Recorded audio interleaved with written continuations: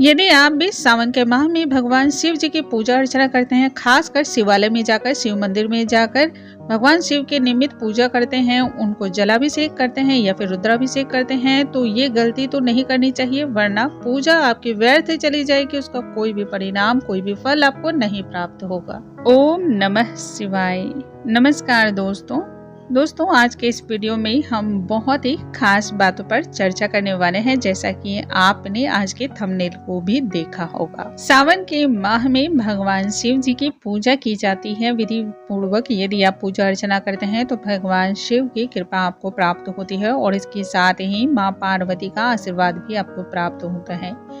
भगवान शिव को सावन का माह अत्यधिक प्रिय है, उन्हें बहुत ज्यादा पसंद है, इसलिए सावन के माह में विशेष तौर पे उनका जलाभिषेक किया जाता है, रुद्राभिषेक किया जाता है और इसकी वजह से ही हम सावन के माह में कम से कम मंदिर तो जाते ही हैं। अन्यथा प्रतिदिन हम घर में ही ज्यादातर पूजा करते हैं। जितनी भी महिलाएं हैं, जितनी भी कन्याएं हैं या फिर घर में रहने वाले प्रत्येक व्यक्ति प्रतिदिन की पूजा के लिए घर के मंदिर का ही स्थान चुनते हैं, यानी कि जहां पर भी अपने पूजा का स्थान घर में बनाया हुआ है वहीं पर हम प्रतिदिन की पूजा अर्चना करते हैं। लेकिन सावन का माह बहुत ही विशेष होता है और सावन के माह में जो व्यक्ति मंदिर ना भी जाते हों वो भी मंदिर अवश्य ही जाते हैं। आप में से बहुत सारे लोग ऐसे होंगे जो सावन के पूरे माह मंदिर जाते होंगे और बहुत सारे लोग ऐसे भी हैं जो सिर्फ और सिर्फ सावन के सोमवार के दिन मंदिर जाते हैं। जो भी हो, उससे कोई भी फर्क नहीं पड़ता है। फर्क इस बात का पड़ता है कि मंदिर जाते समय और मंदिर से लौटते समय आपको कौन सी बातों का ध्यान रखना चाहिए। आप भगवान की भक्ति कर रहे हैं, भगवान शिव की आराधना कर रहे हैं, तो आज का ये वीडियो आपको जरूर मालूम होना चाहिए, क्योंकि सावन में इन बातों का आपको ध्यान रखना चाहिए। यदि आप मंदिर जाते समय और मंदिर से आने के बाद इन बातों को नहीं अमल में लाते हैं, यदि इन चीजों को नहीं अपनाते हैं, तो आपकी पूजा निष्फल चली जाती है। पूजा से जो भी आपको फल प्राप्त होने वाले होते हैं उस फल की प्राप्ति आपको नहीं हो पाती है। फल आपका व्यर्थ हो जाता है, निष्फल हो जाता है और आपकी पूजा पाठ बेकार चली जाती है। तो बिल्कुल ही पूजा पाठ हमने बेकार और व्यर्थ जाने के लिए तो नहीं किया है। यदि आप आज का ये वीडियो देख लेंगे तो इस तरह की गलती को दोहराना बंद कर देने वाले हैं और ये वीडियो आपको बहुत ज़्यादा फायदे देने वाला है। आपसे जुड़ी हुई जितनी भी आपको समस्याएं हैं या आपके मन में कोई भी शंका है तो उन सभी समस्याओं और शंकाओं का समाधान भी लेकर आया है। आइए जानते हैं इसके बारे में। नमस्कार दोस्तों, कैसे हैं आप सभी। उम्मीद करती हूँ आप सभी स्वस्थ होंगे, सुरक्षित होंगे और आप सभी के उत्तम भविष्य की कामना करते हुए आज का ये वीडियो स्टार्ट करती हूँ। सावन के माह में भगवान शिव की आराधना की जाती है, शिवलिंग की पूजा की जाती है और भगवान शिव को प्रसन्न किया जाता है। भगवान शिव के प्रसन्न होने से भगवान शिव हम सभी भक्तों की मनोकामनाओं को पूर्ण करते हैं, हम सभी का हर कदम पर साथ देते हैं और हमारे रास्ते में आने वाली रुकावटों को भी दूर करते हैं। वैसे में हमें पूजा करते समय और शिवालय जाते समय कुछ विशेष बातों का ध्यान रखना चाहिए, खासकर सावन के माह में। वैसे तो इन चीज़ों को अमल में आपको जब भी आप मंदिर जाएं तब इन चीज़ों को जरूर करें, लेकिन यदि आप ना भी करते हो तो सावन के माह में तो जरूर करना चाहिए। आइए आज के वीडियो को हम स्टार्ट करते हैं। सबसे पहले दोस्तों आपको याद रखना है कि सुबह नित्य क्रिया से जब आप निवृत्त हो जाएं, स्नान आदि जब आप कर लें, तो आपको कौन से वस्त्र धारण करने हैं। सफ़ेद, केसरिया रंग के वस्त्र या फिर नारंगी रंग के वस्त्र, हरे रंग के वस्त्र खासकर धारण करना ज़्यादा अच्छा माना जाता है। और यदि आपके पास ना हो फिर तो आप किसी भी रंग को आप धारण कर लें, लेकिन काला और नीला बिल्कुल धारण ना करें। इसके बाद आपको अपने घर के मंदिर में ही संकल्प लेना है सावन की पूजा के लिए।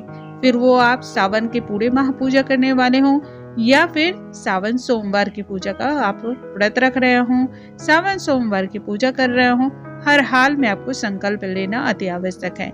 यदि आपने संकल्प नहीं लिया है तो आपकी पूजा निष्फल होने वाली है, इसका फल आपको प्राप्त नहीं होने वाला है।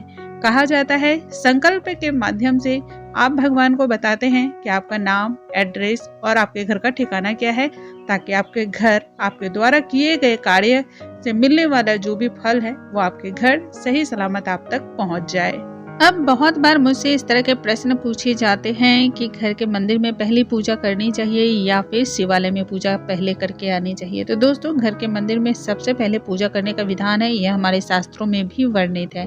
उसके बाद ही आप शिवालय जाएं। तो घर के मंदिर में पहले पूजा कर लें, उसके बाद शिवालय आपको जाना है। शिवालय जाने से पहले आपको मंदिर में जाने से पहले एक लोटे में जल लेना है और जल जिस लोटे में आप लेंगे उसके कंठ पर मौली धागा जरूर बंधा हुआ होना चाहिए।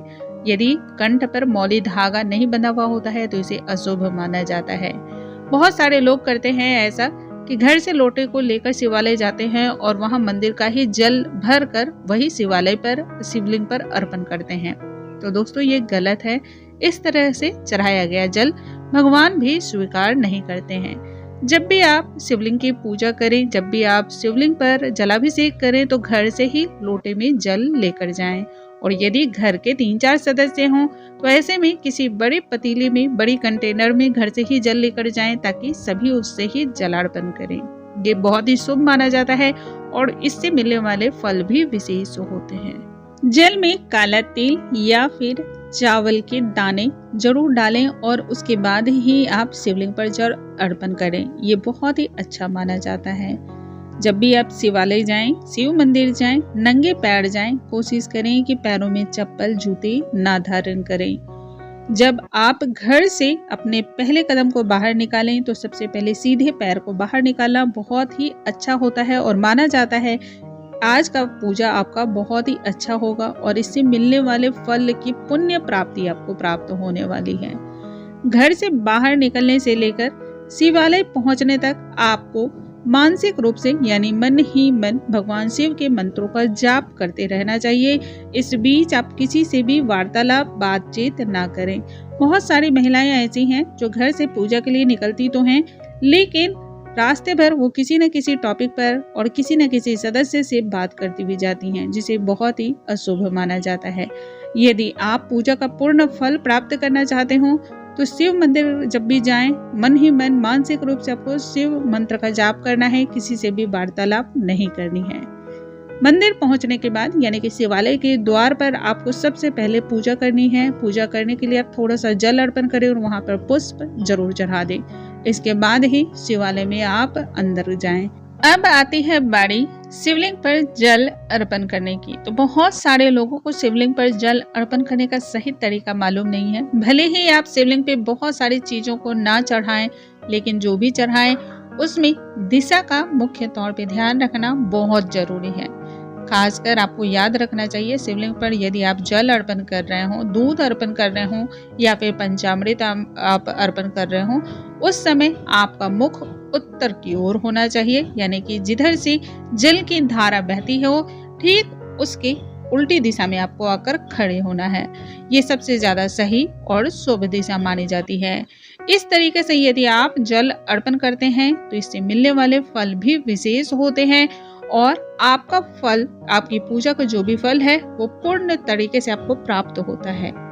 मंदिर से लौटते समय आपको एक बात का खास तौर पे ध्यान रखना है कि मंदिर से कोई न कोई वस्तु आपको लेकर आनी है, फिर वो चाहे बेलपत्र हो, दुर्वा हो या फिर फूल ही क्यों ना हो। किसी न किसी वस्तु को साथ लेकर आने का मतलब होता है कि भगवान ने आपको आशीर्वाद दिया है और आप अपने घर खाली हाथ नहीं जा रहे हैं, आप अपने साथ उनका आशीर्वाद लेकर आ रहे हैं। घर लौटने के बाद आपको ध्यान रखना है, पैरों को नहीं धोना है। बहुत सारे घरों में मैंने देखा है, ज्यादातर माताएं और बहनें इस तरह का कार्य करती हैं। मंदिर तो पूरे विधि विधान के अनुसार जाकर पूजा अर्चना करती हैं, लेकिन घर आकर सबसे पहले वो अपने पैरों को धोती हैं। यदि आप भी घर आकर सबसे पहले अपने पैरों को धोते हैं तो पूजा से जितने भी फल आपने प्राप्त किए, जितने भी पुण्य आपने प्राप्त किए, वो सारे पुण्यों को आपने वहीं पे धो दिया और अब आपके पास कोई भी चीज शेष नहीं रह गई है। तो ये गलती बिल्कुल ना करें। दोस्तों, मुझे उम्मीद है आज की ये जानकारी आप सभी को बहुत अधिक पसंद आई होंगी और ऐसी जानकारियों के लिए हमारे चैनल पे बने रहें। अगले वीडियो में हम एक नई जानकारी के साथ फिर से मिलेंगे। तब तक के लिए नमस्कार दोस्तों।